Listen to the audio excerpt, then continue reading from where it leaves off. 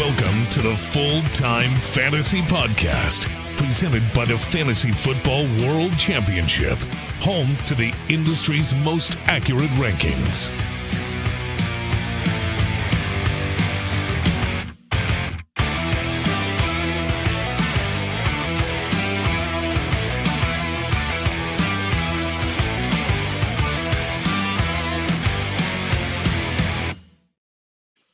What is up, everybody? Welcome to the Full-Time Fantasy Podcast. I am your host, Adam Crowers, and with me is a new special guest for me tonight, Danny Gipson, on the show tonight. He's got a couple of top teams here in the FFWC World Championships. Danny, what is going on, my friend? What's going on, Adam? Appreciate you having me, man. Let's talk some football. Let's go. Listen, it always sounds better when a guy with a Southern draw says, let's talk some football. I feel like we're going to talk smash mouth ball, right? When you got that Southern draw. But yeah, no, it's super cool to have you on. And listen, I'm excited for you being in the top 5 of the World Championship. I'm more excited for me also being in the top 5 of the Fantasy Championship. I co-own a team with Jack Colsheen, my normal co-host, who was not able to be on tonight. Hopefully he's grinding waivers, but there's no more waivers. Yeah, no, right. Really. But Danny, talk to me about your season, right? Where are you playing? How much are you playing? What's your go-to style here? Do you like grinding waivers? What's your thing? Are you a high stakes grinder? Yeah, so I would probably say amongst all the Vegas type of leagues, whether it be full-time, FFPC, just kind of, high stakes, I probably have somewhere around 15 to 20 teams this year. So I grind it out just like yourself, I'm sure. But this is one that I probably have the most teams in just because I like the format. I like the strategy element. So, that's been kind of, what I've done as far as these two teams. It's been kind of a roller coaster, man, which I feel like this entire fantasy season has been, with injuries, quarterback changes, quarterback injuries. This has been really kind of a unique year across the board. So it's been fun, stressful, a season of highs, season of lows. And, we were talking before we got started, like, who the hell knows what's going to happen this week? I mean, honestly, with players playing, quarterback changes, the Russell Wilson news. So there's a lot of dynamics in play this weekend. Yeah, dude. But this is what we do it for. We do it for this, to be here at the end of the season, all the hard work. Here we are, whether it was skill and mostly luck, whatever, like, we're here, both of us in the top 5 here, hoping to grind out 150K over here. You even said it before the show too. Like, listen, no one, it's a pretty big drop off, 150K down to 20K. And after that, like, we're not playing for 3rd, 4th, 5th, but second place should be fine. But we're not playing for 3rd, 4th, 5th, man. We're playing for that 150K or 20K up top. And we're going to kind of set our lineups and kind of do that accordingly too. So, and listen, the top of the board here is filled with talented players. Angelo Lilas at the top of the board. Yourself, Robert Dingus, who was on our show twice this year, was on last week. And here he is in the top 5, Kurt Hirsch. So everyone here knows what they're doing. Super, super exciting. I see Justin Heron up here a couple times in the top 10. But yeah, man, it's going to be a fun weekend. I've been texting with a couple guys here that are in the top 10, and someone said, hey, because half my team, but we'll get into our teams here in a second, but a lot of my team plays Saturday night. A lot of my horses, they play in that Lions-Cowboys game. And it's like, man, I might know Saturday night if it's over or not, right? If my guys don't perform, you get an injury, that's it. Yeah, no, look, no doubt. You can make the argument that tomorrow night is riding for me. I'm big on Breece Hall. I've got Amari Cooper. So the Thursday night game is going to give me, for better or worse, a pretty good feeling of what's going to transpire over the weekend as well. Yeah. Oh, yeah, for sure. That's right. That Thursday night. Brad Stalder in the chat. Much love. Hey, love you too, Brad. One of the best in the business. Merry Christmas to you, my friend.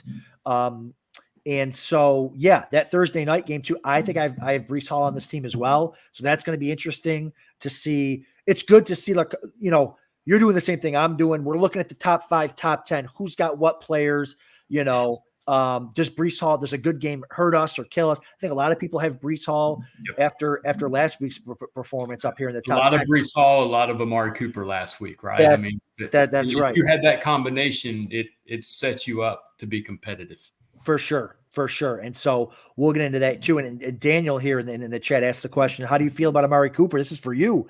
Going against the Jets D this week, popped off. Now he's got the injury, a heel, questionable. But outside of the heel, because we won't really know until tomorrow, how you feeling about Cooper kind of in this matchup? You can't really love it. So I'm not really too worried about the heel situation. Sure. I mean, at this point, like I'd be shocked if he doesn't play. You can't love the matchup, though, against Sauce Gardner and the Jets secondary. So, the one thing he does have going for him, I expect Flacco to just kill him with target after target after target, though, with him and the tight end there, Njoku, or however you pronounce his last name. Yep. Southerners can't pronounce that. But, look, you definitely don't like his matchup, but if he's on your roster, you're not sitting him. I mean, if you're watching this show tonight, you've got Amari Cooper on your team. Like, you're not benching him for a Noah Brown or somebody like that. It's just not happening. So, at this point, you're rolling with your studs for better or for worse matchup-wise. Yeah, no, I completely agree. You got to kind of go with the guys this week. We're always looking for kind of leverage plays and stuff to maybe play off of each other. But this week, like you said, sometimes with the injuries and all that, you don't really have a lot of options going forward here.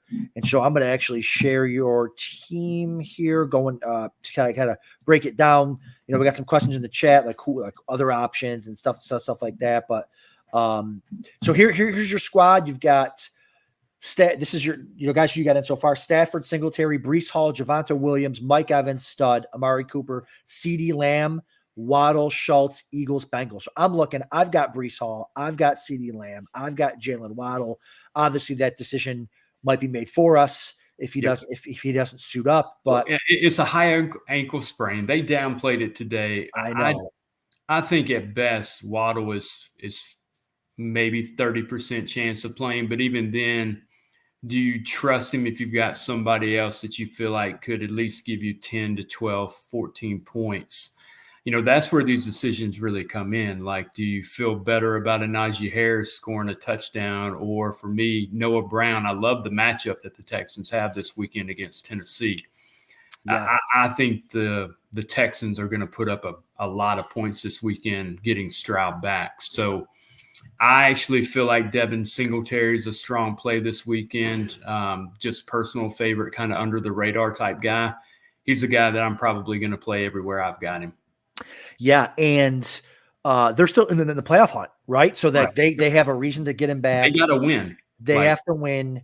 And then exactly. So you've got options there. Yeah, you've got the Najee Harris, like you said. You've got some nice depth here, Danny. So it gives you kind of an opportunity. It's scary because it gives you decisions that you don't like. Sometimes it's nice to not have decisions, right? Like, okay, 1,000%. But I think that's what, this league is kind of built on, that quality of depth, right? Yes. Whenever you got to play, 2 running backs, 3 wide receivers, and then 2 flex plays, like you've got to create some depth through waiver wires or you just got to draft extremely well.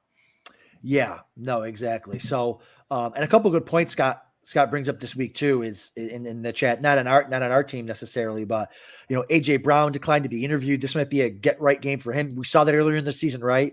Squeaky wheel, pissed off. He comes out, smashes the following week. He's been kind of quiet recently. What are your thoughts on AJ Brown and the Eagles offense? I mean, he hasn't been pissed off the last couple of weeks. Yeah. I mean, that Eagles offense doesn't look great to me right now. I mean, could they get a bounce back game? Without a doubt, yeah. And A.J. Brown is a stud across the board. They're going to get it figured out. Does it happen this week? I don't know. Is it Devontae Smith? I mean, he's looked great with the ball in his hands the last few weeks as well. So Goddard's finally healthy. He's getting a significant amount of targets. But, yes, to Scott's point, A.J. Brown is due for a huge monster game, right? Like, he's due for a 28-32 type point game. Yep. Does it come this weekend? I don't know. But that team has way too much talent on offense to continue to lay duds like they have. I know. Daniel, there's another question in the chat here. love ceiling guys like Cooper. Would you start any of these guys over Cooper? Hubbard, Singletary, Chandler, Achane. Would you start any of them over Cooper? I don't know what the format is, probably this format, but I definitely wouldn't start Hubbard or Singletary. Yeah, I mean, you can't start. No, I mean, you just I couldn't. I mean, again, it goes back to if I'm going to lose, I'm going to lose with my studs playing. Yeah. Right now, I mean, look at the last 4 to 5 weeks of what Cooper has done with Flacco as quarterback. I mean, look. I know. I mean, look, those guys are hot. They've got chemistry. Look, I'm not picking one of those RBs over Cooper. I'm rolling with him this weekend, unless all of a sudden he's inactive an hour and a half before kickoff. Then we pivot. Sure. But until that happens, I'm firing him up. The interesting thing is too, and again, listen, I know we're all competing in this together, but everyone up here is smart and they know what they're doing and they've thought all this stuff out. So the stuff that we're saying isn't going to put anybody who's up here off their game. The only reason you might get off of Cooper is because the matchup isn't amazing. And maybe if you're in 15th or 20th, maybe you're leveraging and you have Cooper while everyone else ahead of me is going to start Cooper. Maybe I'll throw in Achane and hope for that 25-point game and leapfrog some Cooper. So there are different, and because like you said, Danny, we're not playing for. But you've got to have really great depth, right? Correct. To start considering benching Cooper. Yeah, you've got to have a couple of really good options that you like on the bench with really strong matchups. Yeah, like you've got to have a combination of all the above. Yeah, because now if Cooper had been struggling over the last couple of weeks, right, then I would be like, all right, I get it. But I mean, the guy's been putting up 18 plus points over the last 5 or 6 weeks pretty consistently. I don't know how you bench that, even with a slightly down matchup. You know, I'm always going to roll with my studs. I mean, for me, I think he was my 3rd round draft pick. 3rd or 4th. I'd have to go back and look, but I mean, like I was kind of saying, the only reason you just kind of have to throw out any fantasy analysis for this game, the only reason you would kind of bench Amari Cooper is if you were in like 15th or 20th and you're trying to just say, hey, listen, I don't care about 15th place or 10th or 20th or 7th. I want first. I got to leapfrog 15 teams. I got to bench Cooper. I got to bench Cooper just because hopefully everyone ahead of me starts him. I start another guy. But like you said, you got to have a guy that can get you 20 or 25. I mean, look, if you're trying to throw a Hail Mary, right? Like, and I'll use the New York Giants as an example right now. Like, quite frankly, I think Tyrod Taylor gives a significant more upside to that wide receiver core this upcoming week, whether it's Jalen Hyatt, Wan'Dale Robinson, Darius Slayton, et cetera. Like, if you're looking at one of those guys, Slayton looks like a guy that he could put up 18 to 20 points on a whim, high upside type guy. But I'm still rolling Amari Cooper over any of those high upside guys. But I get where you're going. So here, this is a team I have in 19th place. And I look at it, I say, okay, like it's got a lot of different players from what you have, but I've got a Singletary here, right? Like, well, if Singletary goes off and you're ahead of me with Singletary, that doesn't help me at all, right? Maybe I slide in like I haven't even gone over the lineups yet, to be honest with you, but maybe I get stupid and throw like a AJ, or, something like that, where you're like, listen, if Singletary goes off, I have to look and see how many teams ahead of me have Singletary. Yeah. So if you scroll down, though, I think I saw KJ Osborne. I mean, look, Jordan Addison out, TJ Hawkinson out. Yep. Look, that guy's maybe worth a dart throw, right? Just because of the matchup, opportunity. You're not crazy about the QB situation there, but again, opportunity, lack of targets, not going to Hawkinson now, not going to Addison if he's out. There's going to be more targets that flow his way. You got to think Jefferson's going to be double covered the entire game. Yeah. So that could free up somebody like him.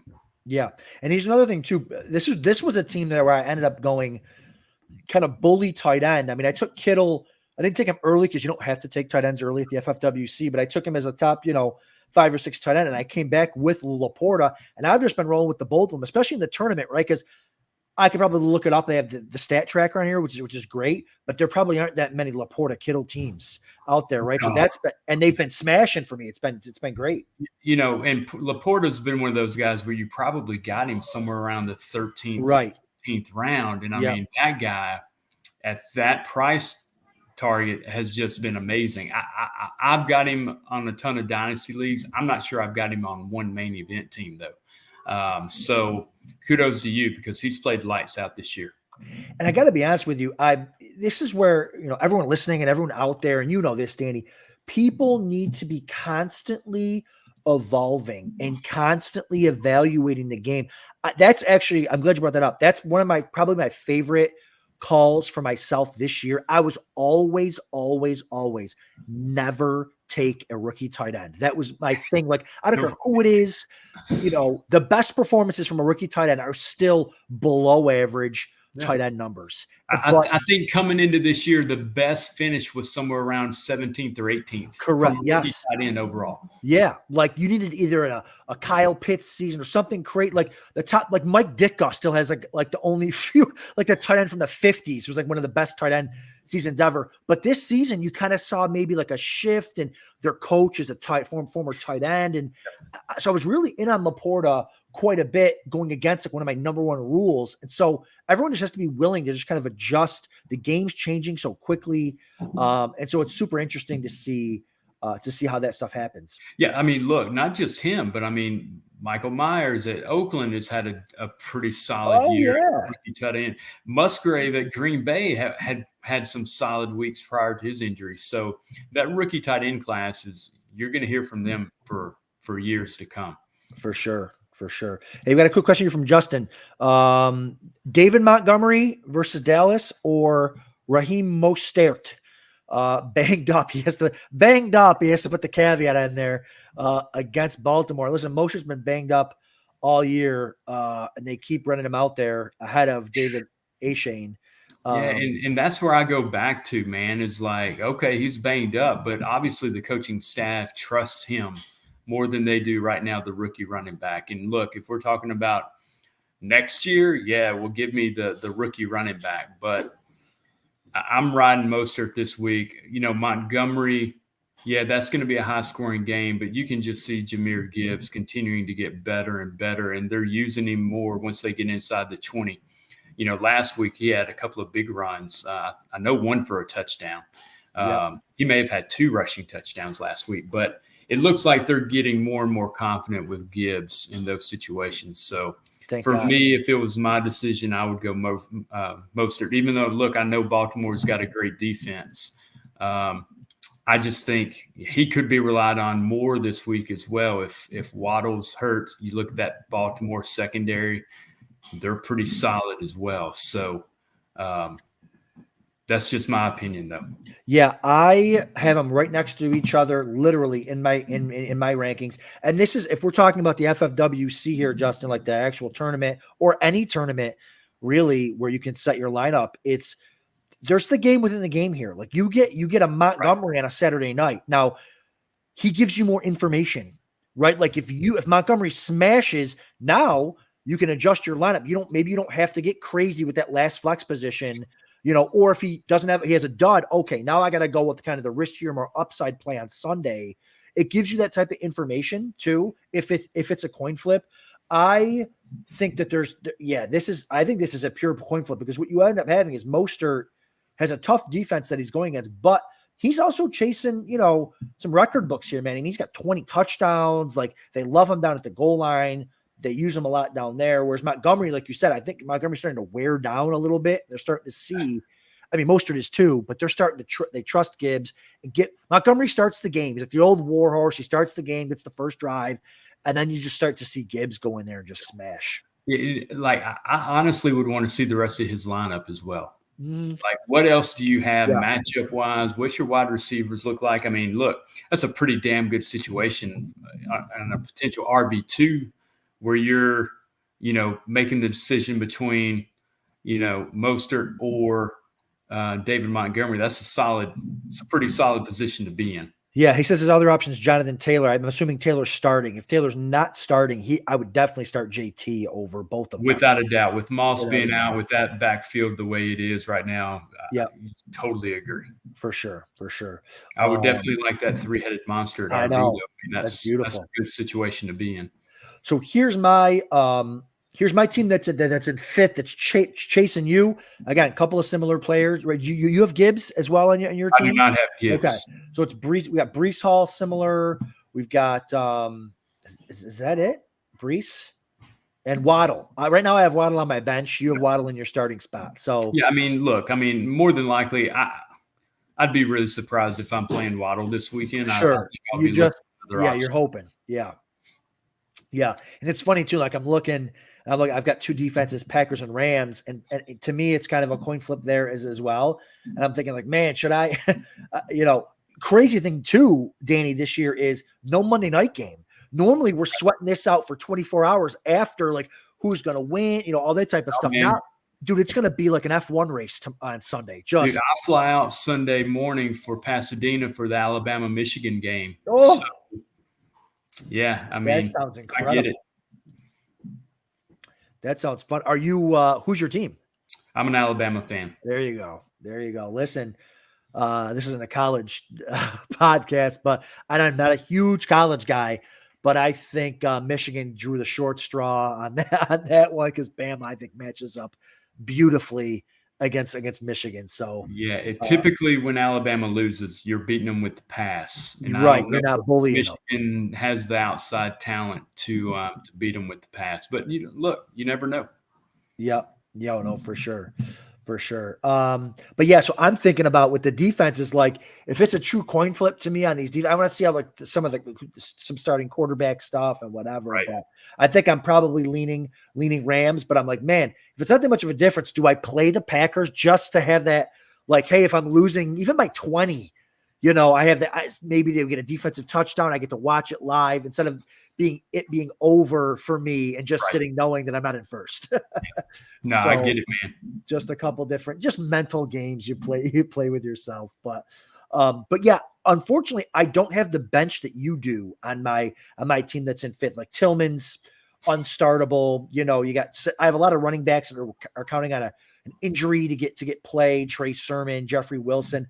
You have Brian Robinson as well. I think I got Brian Robinson. I expect him to be dead this weekend too. And even if he was active, I don't think you can really trust him against the Niners defense. And then after Rodriguez's game last weekend, maybe they want to give him a better look. But he would be hard to trust. Yeah. So it's going to be like a super super fun weekend here. For sure. And before we move on, guys, this is like the best weekend here, but this isn't like the only weekend that we have for the rest of the season. The FFWC playoff challenge. I don't know if you did that last year, Danny, the year before. Like, it's a super cool, unique format, similar to Underdog with the draft process. And you draft these guys, but the difference is you carry your points throughout the entire postseason. So you can draft all players from one team, and if they go out in the semifinals, but you put up enough points, you can still win the whole thing. Those points carry through. I don't know. Do you do any other? A lot of different strategies you can implement in those types of formats, man. And that's what makes it fun, because if you enter 7 or 8 of them, like, you can implement, half and half strategic wise, or even have different strategies for each team. So those postseason playoff leagues are a lot of fun. Yeah, it's fun, and it gives you the ability to try to make some money back if you lost, or roll some of the winnings over into that stuff. And again, there's 6-team drafts, and it's serpentine style, same thing. And man, you get in there, you have a chance to win some good money. And like you said, there's different formats. I suggest people play all the different formats out there. Obviously, I love the FFWC, partial to it. Think it's great, Scott, and you can do a great job with that. But get a little bit of everything, man, because like you said, there's the underdogs are good, but I'm partial to these. They're quick drafts too. You're done in 15 minutes or so. Yeah. Live drafts with people in the room. So Roy does a good job running those. And so I think it's Roy's the man. Roy's the man. Listen, he's in there. He's the man. Talk about a grinder, man. Listen, he's always he loves it. Yeah, were you out in Vegas this year, Danny? I didn't make it this year. I did everything online, but I've been out there several times. Yeah, it's Roy's out there. Everybody's out there. It's the best. Now they got the commitment with Circa for at least 5 more years. Yeah. Man, Circa was incredible. I feel like I talk about it with every guest that comes on here, man. The ability, they got the pool party, and the sports book's insane.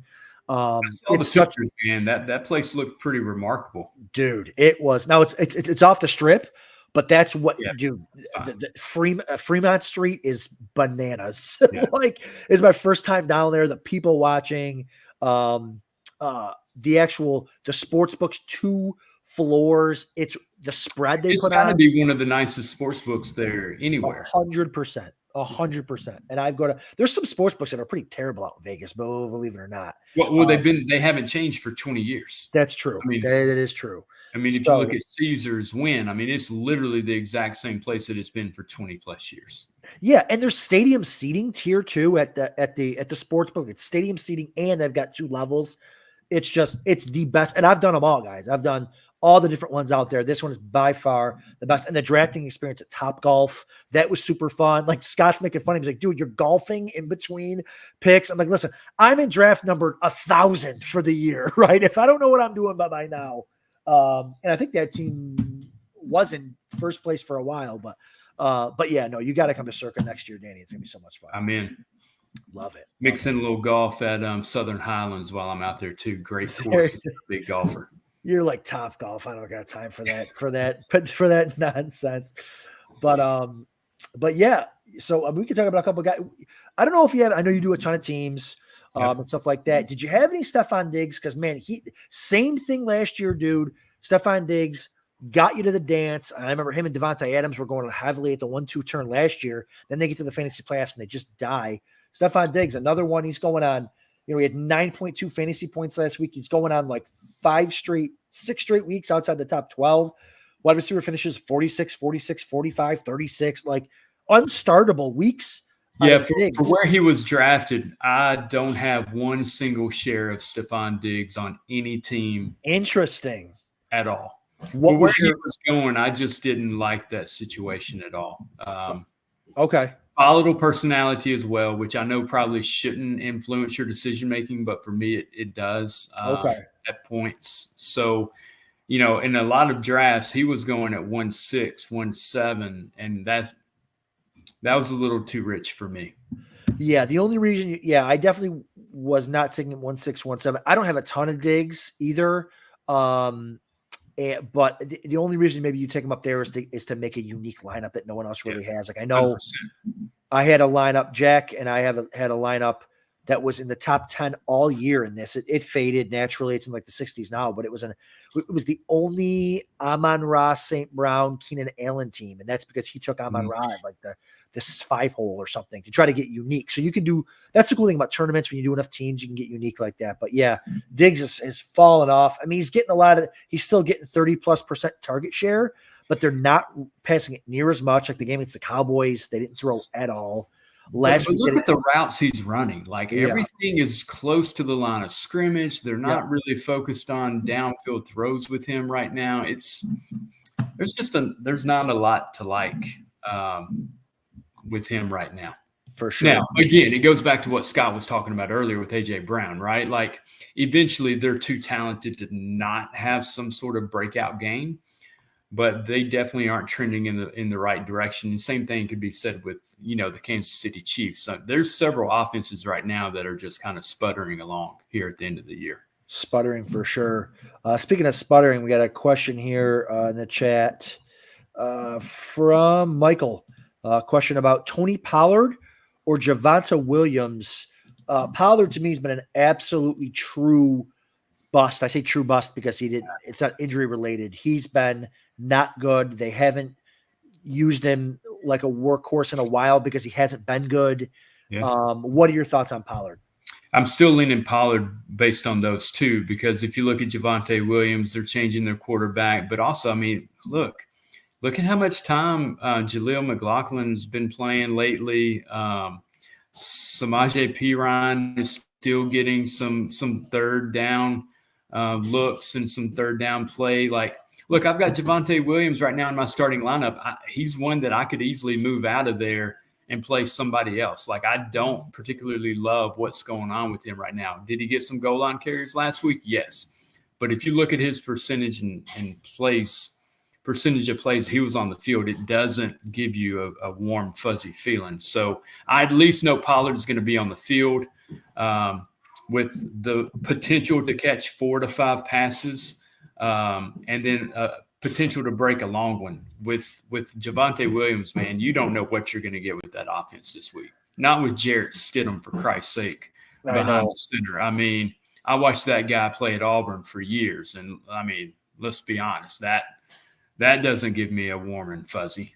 No, for sure. The only thing Javonte might, again, they might lean on that in that run game without Stidham there. They play a much easier rush. But is it him? Like, I mean, it's right. It's not like he got 20 carries last week, right? I mean, he had maybe 12, and then Jaleel had 8 or 9. I think Perine, I don't know if he even had a carry, but I know Perine, I think, had 2 or 3 catches. So, he just hasn't been that workhorse back that I think we all hoped he would be by the end of the year. You expected him to start off slow with the injury. But I think by this time you were hoping he would be kind of that Breece Hall, right? Like he was getting 80% of the snap count like Breece is right now. That's just not happening. Yeah, no, I completely agree. From that perspective for sure. But yeah, I mean, you like to play kind of devil's advocate with all these are all the stuff people are thinking through. Pollard, like you said, Pollard could have a bad game and fall into the end zone for 2 touchdowns because the offense is good enough, like you said, to get him down there and do that type of thing. Yeah, so, look, if I needed one of those 2 guys to come to hit for 18 plus points, who am I going with? Right, exactly. No, I agree. You're going with Pollard here. I've got to feel like Pollard is going to have a significantly more upside than what Williams is going to give me this week. Yep. All right, let's take a look at Angelo's team. Angelo's been on the show before, doing really well this year. He's got the number 1 team right now. He's got what is he over you here? 21 over you. Yeah. Which you can make up. He's got McCaffrey. That's the thing. He's got that 25 he to does, 30 man. floor. Yeah, I mean, look, with Lamar and Christian, you like the floor that you've got right there, from the get-go.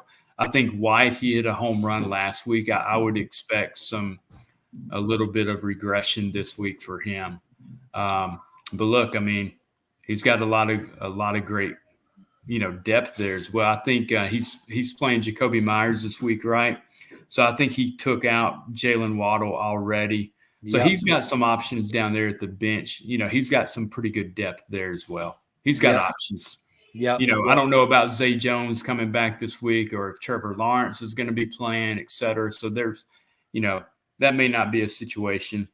Quentin Johnson, no. I think, look, Roschon Johnson is still an interesting name. I mean, he's getting a lot of run. I could see him as a potential flex play. But it's interesting here too. I mean, listen, I've got Roschon. Roschon is with the running back coming back, Foreman. Roschon's probably a 0, and I don't mean actually 0, but probably a 0. If Jalen Waddle doesn't play, it's probably a 0. Foreman is back. Did he practice today? He was a full practice today. Yeah. So that's interesting about that. So it's like not a ton you're working on the bench. He's got, and listen, I'm just being matter of fact. I'm not saying, it's obviously not a bad team. He's in first place, but Tucker Kraft, Isaiah Likely, Raheed Shaheed, he's got some low floor player, Jacoby Myers, some very low floor players on this team that whoever else can make up some ground if Waddle doesn't play. Yeah, I'm probably playing a Justin Watson before I play Tucker Kraft, but that's just me relying on a little bit more of who I feel I trust more with Patrick Mahomes going up against. They've got a good matchup this week against the Bengals, right? I mean, the Bengals just rolled over and freaking quit last week. So, T. Higgins coming, or what's he going to do this week with Jamar Chase looking like he's probably going to play too? He's been target monster the last couple of weeks. So does that change, the dynamic for him? So it'll be interesting. Expect unexpected this Sunday. I can easily see a team that maybe didn't have a strong week last week that's in the 20s and 30s. Could they find a way to be 100 plus points this week, and all of a sudden they're back in it? That's right. No, completely agree. So, like I said, if Chase comes back, you got Higgins. I mean, Higgins was a target monster last week. He was awesome. I've got him at my 19th place team. So, but yeah, but you gotta love Lamar Jackson and Christian McCaffrey as kind of your floor. Well, I was just about to bring up Lamar. So I came in 5th place in the FFPC main event, 2019. That was the Lamar CMC year. They were my horses on that team. Christian McCaffrey is almost that same guy. Lamar's only got 20 touchdowns this year. I mean, I've got Lamar everywhere. I feel like he doesn't get those easy Jalen Hurts fall in, Josh Allen fall in touchdowns. They're all the Gus Edwards. So I feel like he really needs, he loses Mark Andrews. I feel like who's your QB? I'm sorry. I don't remember. So I've got Matthew Stafford because I lost Trevor Lawrence. Okay. I lost Kirk Cousins. Those were kind of my 2 late guys that I had. Yeah. I had to go, Matthew Stafford, and he's been great the last couple of weeks. Yeah. And look, I think this week he's going to give me 22 to 24. He's going to throw for 2 or 3 touchdowns against the Giants. But you at least feel like Lamar, his floor is going to be somewhere around that 22 to 24 mark as well, with his rushing advantage that he's going to give you. So you would think that is a high scoring affair, them and the Dolphins. So I like Lamar this week. I like the likely matchup as well. So, I think that could be a good combo. Yeah. Yeah. My team, my top 5 team here is a Jalen Hurts team. So that Hurts against Arizona. You're licking your chops. Oh, that could be an absolute shootout, not a shootout, but actually blow up spot there. Let's look at team 2 here. There's another Lamar team. Yep. You're rooting against Lamar this week, big time. Yeah, there's no doubt about it. That's right. No, and then they got the Aaron, but this is another different. The cool thing, Danny, about this last week, where there was 6 guys that went off for 35 plus points. Normally at this point in the year, you've got 2 or 3 guys that are on everybody in the top 10. But with the way this last week went, the Amari Cooper, the Puka, the Breece Hall, the Gibb, there was Mike Evans, who's had a huge year, but he had another big week. That's right. That's right. So, and the cool thing about Kurt's team too is he's got Tyreek Hill, right? Where Tyreek Hill didn't even play 2 weeks ago. So a lot of teams, and he didn't go crazy last week either. So a lot of teams up here might not even have Tyreek Hill. So he's got a little bit of an advantage there. But you see Aaron Jones, James Cook, a lot of guys, Mingo. That's unfortunate. I mean, I'm sure. Yeah, he's got Cooper currently on the bench right now. Yeah, Ty Chandler. Yeah. He's being slick. He's being slick. I didn't get down that far yet. There's no way he's playing Jonathan Mingo over Cooper. Right. Unless he's trying to be different. Or Ty Chandler. Yeah, but in the 2 spot. Look, I've got Jonathan Mingo on my team, and I don't know with DJ Shark back and Adam Thielen, and Shark looks finally healthy. He's been injured the majority of the year. Right. To lean on Mingo in that situation, I mean, that would be a set of kahunas right there from a man to choose Mingo over Cooper or, even Ty Chandler. I think I saw him on his bench as well. So you at least know Chandler's going to get fed. Yeah, you look at last week's. It's Cooper, it's Chandler, it's all. Listen, Kurt knew we were doing this show. He thought he was going to get slick and just change his roster. But listen, you got to do stuff like that at this time of year. Yeah, and look, he's got a little bit of a wild card there with Jaylen Warren as well. I wouldn't be surprised if somebody was to play Jaylen Warren this week. Najee's a little banged up. Steelers have to continue to win if they're going to make the playoffs. So. You could do a lot worse than Jaylen Warren as a second flex. Yeah, and Robert Gross here in the chat wants us to talk about his team. I'd be happy to. Here it is again, almost a whole different team here. Kamara, Mostert, Chuba, Lockett. Is Keenan Allen back this week? I don't. I think he's going to be out again. Okay. I mean, why play him? I mean, their season's done. But Allen, Higgins, Jay Jetta. I love this team sitting in 6th. Again, so many live players that are awesome. All these guys could smash. This could be a 200-point team this week. You know what I mean? Yeah. I mean, look, I love the Seahawks matchup this week too. So yeah, Lockett's one of those big play guys, right? I mean, you could see him catch 4 balls for 120 and a touchdown. I mean, Yep. That's kind of how that guy rolls. So he could easily, go off. If you look at his bench, Brandon Cooks had a 3 or 4 week stretch there where he was lights out wide receiver 2. And he's come back to earth the last 2 to 3 weeks. So, is he due for a bounce back game? Do the Lions try and just take CeeDee Lamb completely out of the game, which would open up opportunities for him? Look, a lot of things to consider because I don't think Keenan Allen is going to play. So that's going to take a spot there. So then the decision do you feel really good about Hubbard with the Panthers, or do you like a Brandon Cooks as a potential bounce back? Is that Jacoby Myers down there too? I mean, look, yeah, he's got a lot of options. Like, I really like this team. It wouldn't surprise me one bit if this team was the winner. I mean, let me see how far back. He can't be that far back. He's right behind me. Maybe 30 points, 33 points. I mean, look, you can overcome that. Listen, he's only 4 points behind me, so they're basically even. I like his chances definitely better than I like my chances. I mean, to get a Jay Jetta team this far is awesome. Granted, Jay Jefferson was awesome last week, but like I said, if I'm me looking at this team, I'm like, God, I hope Chase plays. I hope Keenan Allen doesn't play. You know what I mean? Like, because this team could be 200 points. Look at Kamara. I mean, that's right. That guy could easily. I don't know that I've seen Kamara on any team that I've looked at really up and down as a name that's been there frequently. So, but he could be 9 catches. This week. I mean, he's a guy that can put up 25 to 30 points in a given week. So, yeah. So I'm super annoyed that. I wish you hadn't seen Robert Gross asked me to. He was being real. Hey, what do you think about my team? Like, did he have Jalen Hurts as his QB as well? Hurts is his quarterback. Yes. Yeah. I don't want to go through and look at all these teams. I'm going to find out my team's freaking dead before we get started. But that's why Saturday night to me, man, again, with my like Saturday night to me, dude, is like Jahmyr Gibbs, CeeDee Lamb, Sam Laporta. Like, I need a monster night out of them. Breece Hall too. Like, not everybody has Breece Hall, right? Like, you've got him, I've got him, one's got him.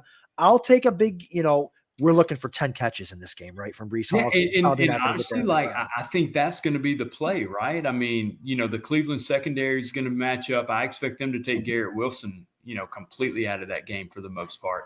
So you can easily see check down city to Breece Hall all night tomorrow night.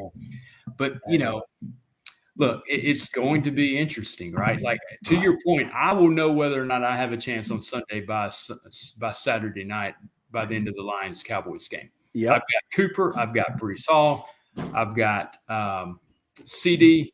So, I mean, those are kind of my 3 big horses right there. So, Yeah, we'll know if we're in it at all by the end of Saturday night. Because like you said, I'll have 4 guys gone by the end of Saturday night. So, but listen, dude, it's so much fun. I've got a lot of guys that I do this stuff with. High stakes community up here in Western New York is gigantic. I mean, there's so many people that work for so many companies, and the high stakes superstars. I got a lot of them coming over on Saturday night because we got a lot of guys going. We're gonna eat some good food and drink some good drinks and just hope for the best. And hopefully it's a memorable night and it'll be super, super fun. Do you have any other? I know we've been going here for 43 minutes or so. Do you have any other teams anywhere that are sweating? You got any other players or any other situations that you're looking forward to?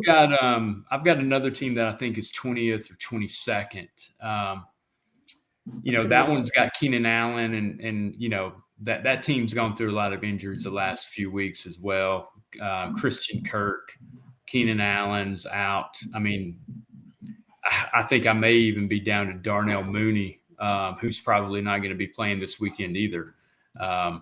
So it's just been decimated by injuries. But if you think about matchups this week, man, look, I'm firing up a lot of Texans this week, man. I will tell you that right now. I love their matchup against the Titans. I think they are going to put up 28 to 31 points on that defense that does not have Jeffrey Simmons anymore. So they're susceptible to the run. I love Devin Singletary this week as a potential. If I'm looking for a guy that I think could break out on my roster, that would be a difference maker that a lot of other teams won't have. He's a guy that will probably surprise that I'm high on this week. Yeah, dude. And I'm looking at this team again here. We haven't talked about any of these guys. I mean, Singletary, but like Stafford, Henry, Ford, Connor, Tyreek, Sutton, Pickens, and Joke. Like there's, again, all these live play. Man, that's all you want when you get down here this time. You want live players. So you know you're not like, hey, I'm down by 30 and you have the same players except for 2. Right. And you just, and you're dead at that point. And you're dead at that point. That's right. So, you know, and you got Keenan Allen here sitting here, Christian Kirk. You know, I lost Kirk as well on that team. So yeah, I mean, and look, man, injuries are going to play a factor this week. Does Cortland Sutton play? Right, that's right. He didn't practice this week. I assume Pacheco is going to be out this week. So you know, there's going to be. Does somebody have CEH that's on the bench and all of a sudden they're firing him up because, again, to your point, it's somebody that's different, or Jerick McKinnon? Yes.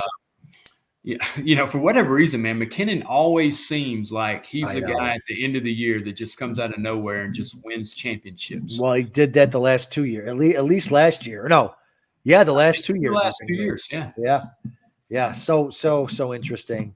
But yeah, we're all going to be kind of like, you know, just locked in and hopefully, listen, it's going to be so much fun. I just want a week like we had last week because I'll tell you, that was super fun with all the players going off, like every game. It was exciting. It was fun.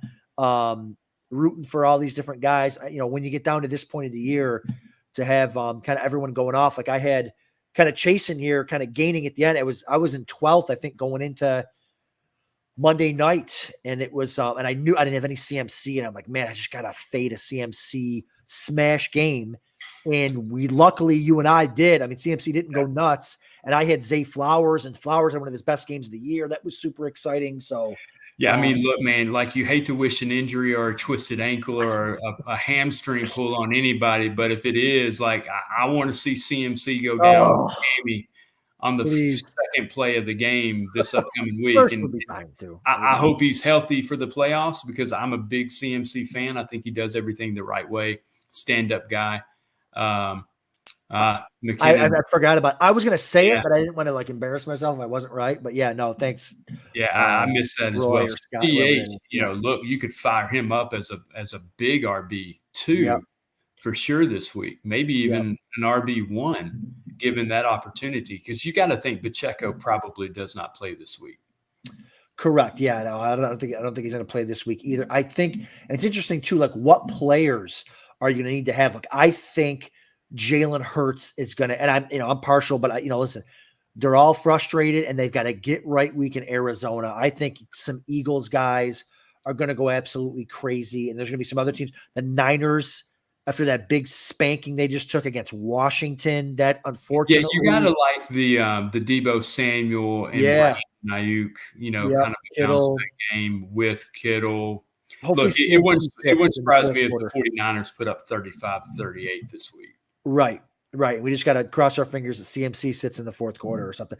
Or hopefully, listen, this is what I'm trying to tell myself, the story, West Coast team going East Coast for a 1 p.m. start. A lot of times that's a thing. When Vegas goes into making lines, that is a factor. 100%. Yeah. So look, there's a lot of data, right, that would support what you just said, and not just data, but a long-standing set of data. Like this isn't the first year that it's happened. This has been going on for 17 years easily.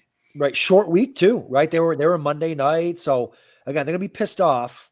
But yeah, I don't think Trent Williams might not play. He's got the injury. Like they might start resting some guy, not fully resting, but so it'll be interesting there to see.